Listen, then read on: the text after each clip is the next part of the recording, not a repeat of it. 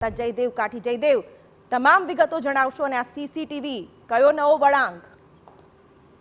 બિલકુલ શિવાની, જે રીતે અમરેલીના મહત્વપૂર્ણ સીસીટીવી છે તે સામે આવ્યા છે, જેમાં પાયલ ગોટી છે જે કુરિયર કરી રહ્યા છે, જે 24 અને 25 તારીખે જે મારુતિ કુરિયર છે ત્યાં આ લેટર છે તે કુરિયર કરી રહ્યા છે. તે એક્સક્લુઝિવ સીસીટીવી ફૂટેજ છે તે સામે આવ્યા છે, જેના કારણે ખૂબ સૌથી મોટો ઘટસ્ફોટ છે તે થયો છે. જે પ્રકારે લેટર કાંડમાં પાયલ ગોટીનું નામ જે સામે આવ્યું હતું, ત્યારબાદ જે તેમને જેલ મુક્તિની માંગ પણ ઉઠી હતી, તે વચ્ચે અમરેલીમાં ખળભળાટ મચાવતા આ સીસીટીવી ફૂટેજ છે તે સામે આવ્યા છે. કેમ કે છેલ્લા કેટલાક સમયથી જે કેટલાક આક્ષેપો છે તે કરવામાં આવી રહ્યા છે કે પાયલ ગોટી છે તેમને માર મારવામાં આવ્યો હતો, પાયલ ગોટી છે તે નિર્દોષ છે.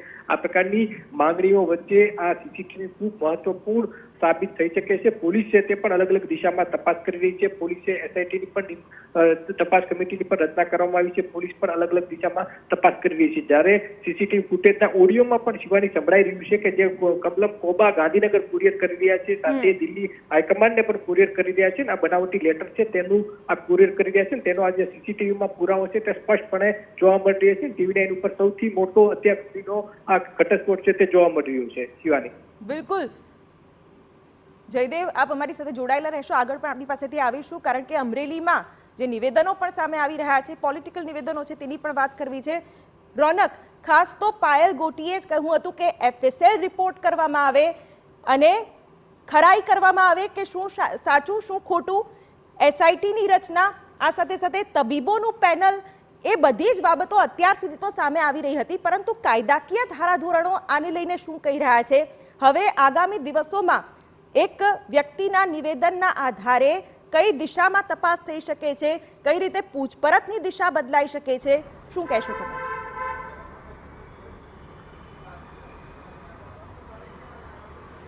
શિવાની, એક વાત સ્પષ્ટ છે કે શરૂઆતથી જ આપ જુઓ તો ભારતીય ન્યાયતંત્રને ઉદાર ન્યાયતંત્ર માનવામાં આવે છે. કોઈ પણ ફરિયાદી, કોઈ પણ આરોપી કોઈ પણ પ્રકારની માંગ કરે તો તેને તરત જ સ્વીકારી લેવામાં આવે છે અને તેને પોતાની વાત મૂકવા માટે યોગ્ય સમય પણ આપવામાં આવે છે. પાયલ ગોટી કેસ અને જે વિવાદ ચાલી રહ્યો છે તેની વાત કરવામાં આવે તો જે પ્રક્રિયાઓ થઈ છે જામીન બાદની, તેમાં સ્વાભાવિક રીતે જુદા જુદા નિવેદનો સામે આવ્યા છે. પરંતુ જે શરૂઆતી પ્રક્રિયાઓ હતી, જેમાં પાયલ ગોટી સહિત કુલ 4 લોકોની ધરપકડ કરવામાં આવે છે, તેમને કોર્ટમાં રજૂ કરવામાં આવે છે. કોર્ટમાં રજૂ કર્યા બાદ જ્યારે ન્યાયિક પ્રક્રિયાઓ આગળ વધે છે ત્યારે તેમને પૂછવામાં આવે છે, પરંતુ ત્યારે કોઈ પણ પ્રકારની હા પાડવામાં આવી નથી, એટલે કે કોઈ પણ પ્રકારની ફરિયાદ નથી, તે પ્રકારનું નિવેદન આપવામાં આવ્યું છે. મેં આપને જેમ અગાઉ જણાવ્યું, જો તેમને ફરિયાદ હોય તો કોર્ટ દ્વારા અનેક એવા દાખલાઓ છે કે જ્યારે ન્યાયિક તપાસ થતો પછી જે તબીબી તપાસ છે તે પણ સિવિલ હોસ્પિટલના નિષ્ણાતો દ્વારા આ કોઈ પણ પ્રકારની તપાસ છે તે કરવામાં આવે છે. જો પોલીસ દ્વારા માર મારવાની ફરિયાદ હોય ત્યારે પણ તબીબો દ્વારા જે તપાસ છે તેનો રિપોર્ટ છે તે રજૂ કરવાનો રહે છે. અન્ય કોઈ ફરિયાદ હોય તેનો પણ રિપોર્ટ છે તે રજૂ કરવાનો રહે છે. મોબાઈલ સંબંધી અથવા તો ઇલેક્ટ્રોનિક એવિડન્સ સંબંધિત કોઈ પણ પ્રકારની ફરિયાદ હોય તો તેનો પણ તપાસ થાય છે. એ જે પણ નિષ્ણાતોની ટીમ હોય છે તે ચોક્કસ સમયગાળાની અંદર જે તપાસ અહેવાલ છે તેને કોર્ટમાં રજૂ કરવાનો હોય છે.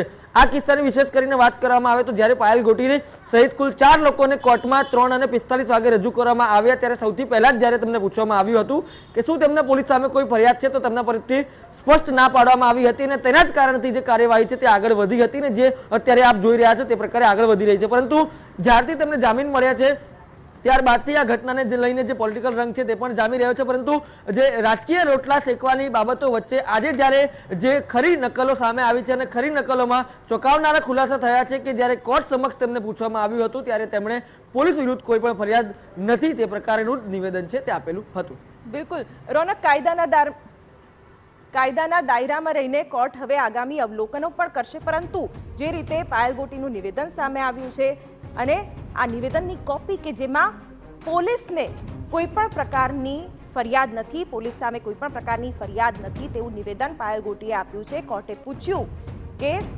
કેવી રીતે આ આખો બનાવ બન્યો હતો, તેમાં પોલીસની ભૂમિકા વિશે પણ કોર્ટે સવાલો કર્યા. જો કે પાયલે પોતાના સવાલોમાં પોલીસ સામે કોઈ પણ પ્રકારે કોઈ જ ફરિયાદ નથી તેમ પણ જણાવ્યું છે. એક તરફ પોલીસે માર માર્યાના આક્ષેપો થઈ રહ્યા હતા, ગેરવર્તનના આક્ષેપો થઈ રહ્યા હતા, પરંતુ હવે આજે નિવેદનની કોપી સામે આવી છે જેમાં પોલીસ સામે કોઈ જ ફરિયાદ નથી.